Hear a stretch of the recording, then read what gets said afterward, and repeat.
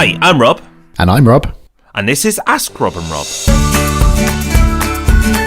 Yes, welcome to Ask Rob and Rob. It's another week. That means 2 more questions and 2 more answers to help you on your way in property and add to that knowledge bank of yours. As always, we've got a couple of great questions sent in by listeners. And if you'd like to follow in the illustrious footsteps of Megan and Femi, who are today's questioners, we make it really easy for you to do so. Yeah, the system is a simple one. You can either phone in or go via our website. If you want to phone, you can call 013 808 0035. That's 013 808 0035. Or go to thepropertyhub.net/ask. That's thepropertyhub.net/ask. And luckily, Megan from Bournemouth has followed that simple process and given us a great question. Hi Rob and Rob, it's Megan from Bournemouth. I tried to keep it succinct, but it's a bit of a tricky one. So we managed to purchase our first residential property for way below market value. We then managed to renovate it and sell it on for a profit of roughly 100,000. We then went on to purchase our second residential property, again, way below market value. It needed a heck of a lot of work, full rewire, replaster, everything. And we're looking to put that back on the market shortly. So quite a good gain, really. Looking to get probably sort of 550 for it. So that leaves us with roughly around 200,000 capital to reinvest. So flips are something I'm really interested in. Or do I go down the route of buy-to-let? Really interested in investing in Liverpool. My family lived there all their lives. I was born there and then moved down to Bournemouth. So the trouble is, what do I do with my money? We've either got the option of cashing out when we sell and doing a flip down south, which is notoriously very expensive. There is opportunity to make money, clearly. We've done it twice now.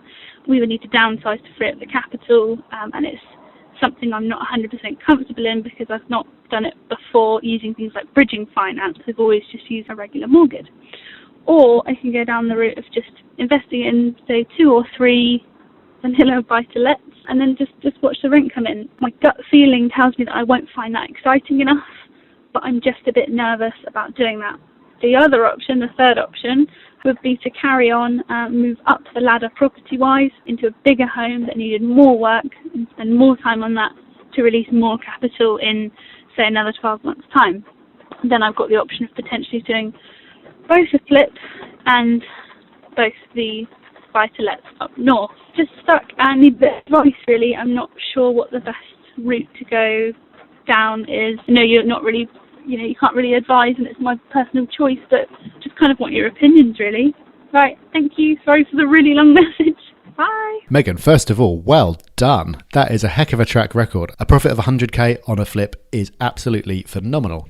And for anyone who doesn't know, as this was Megan's residential home, there's no tax to pay on the capital gain. So the fact that it was a flip of her own home rather than an investment will have saved roughly 20 grand of tax right there. So it's an amazing strategy. If you're happy to keep on doing this, to keep on moving into a new home that's a bit of a wreck, doing it up and selling it on a year later or however long it takes, then it's a brilliant thing to do from a tax point of view. And of course, there are other advantages like being really close to where it's all happening. So it's no problem managing it if you're not doing all the work yourself.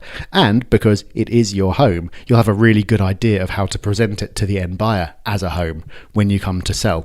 So plenty of advantages, but of course it comes with downsides in terms of the fact that most people don't enjoy living on building sites. So whether this is something you want to carry on doing isn't just a matter of strategy and numbers and goals. All those things are important and we'll cover them, but it's not just that. It also comes down to what are you willing to actually put up with in your everyday life.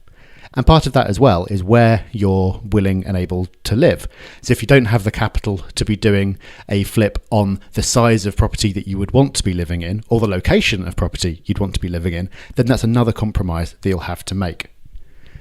What I think is going to be interesting for a lot of listeners, though, is that you're doing these flips, you're doing really well, it sounds amazing, and what you said you're scared of, which is just buying some vanilla buy-to-lets, is the kind of thing that most people would do, and what you're doing would be scary to most people, which just goes to show how much property is about you and your personality and your skills, as well as the numbers and the goals and everything else.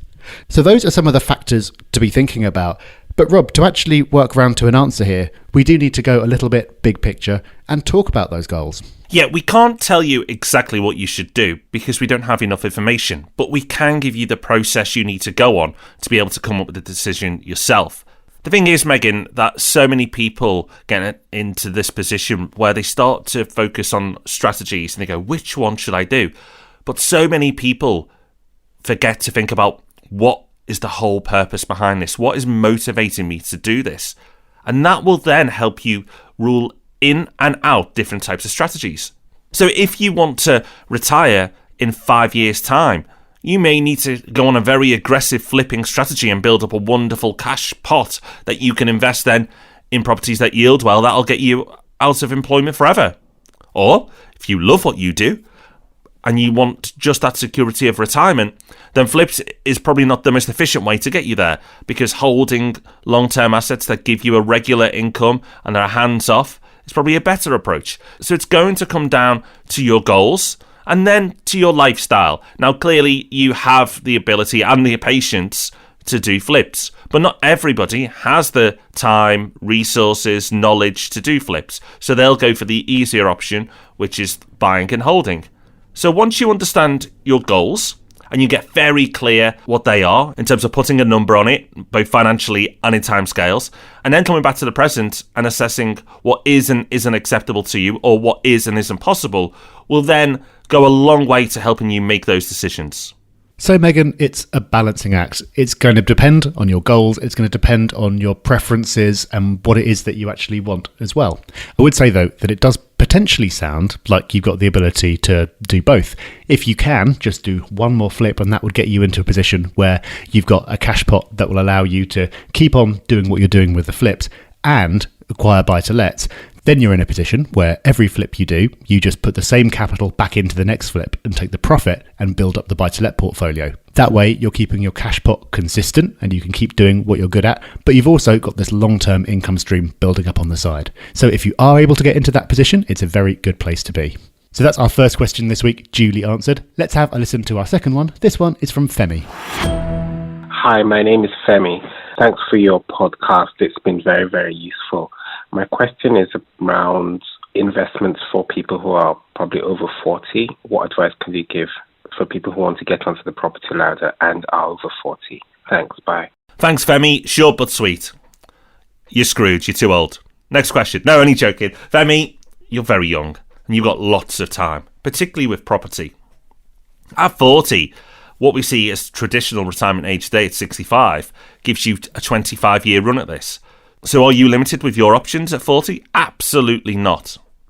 You can pretty much take on any strategy. You may not want to take on any strategy, but your age is not a limiting factor here. You can go short-term or long-term and both will pay off. Now, like in our previous question, this will come down to your goals. If you want to retire early, say 50, then you are going to have to adapt your strategy and your tolerance to risk. You're going to have to be a little bit more aggressive, possibly put more funds in or put more of your time in. The thing to take reassurance from is that at over 40, you may feel like, oh, well, I've missed a number of good years to get into some property. And yes, the earlier you start, the better. But the majority of people who do invest are around 40 or older because you have to get in a financial position to be able to invest. And for most people, that takes a number of years to accumulate that wealth, either through their own savings or capital gains through the property they own. If you're listening to this in your 20s and you've already started or about to start, well, lucky you. The sky is absolutely the limit. But if you're in your 40s and haven't started yet, that is absolutely normal. So don't fret, don't beat yourself up. Once again, start to think about what you want from this. Get very clear. Assess your life right now, because someone in their early 20s may have a very different lifestyle to someone in their 40s. You may have more commitments, possibly children, whatever else. So understand your future and what you want it to look like. Be very honest with yourself about your present and what is realistic in terms of strategy. And then start to make plans. And then finally, the most magic ingredient of all, take action. Don't be sending us another question in 10 years' time. God, that's scary to think we'll still be doing it. Asking what you should do when you're in your 50s. Femi, take action. Once you start, the learning and the lessons will accelerate massively. So by asking questions on this podcast and doing research, brilliant. But there's going to come a point where you're just going to have to take action. And it may seem scary and possibly the older you get, the scarier it gets. But actually, once you start, you'll go, what's the fuss about? Let's crack on and do some more. Yeah, Femi, in your 40s, don't be concerned at all. You're still young enough that access to mortgages isn't going to be a problem, and you've still got plenty of time still to go.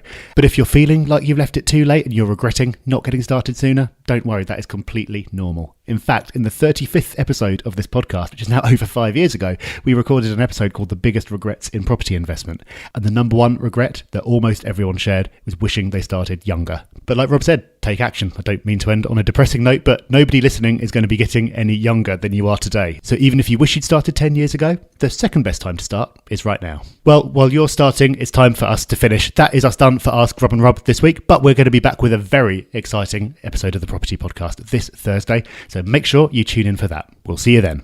Bye-bye. Bye-bye.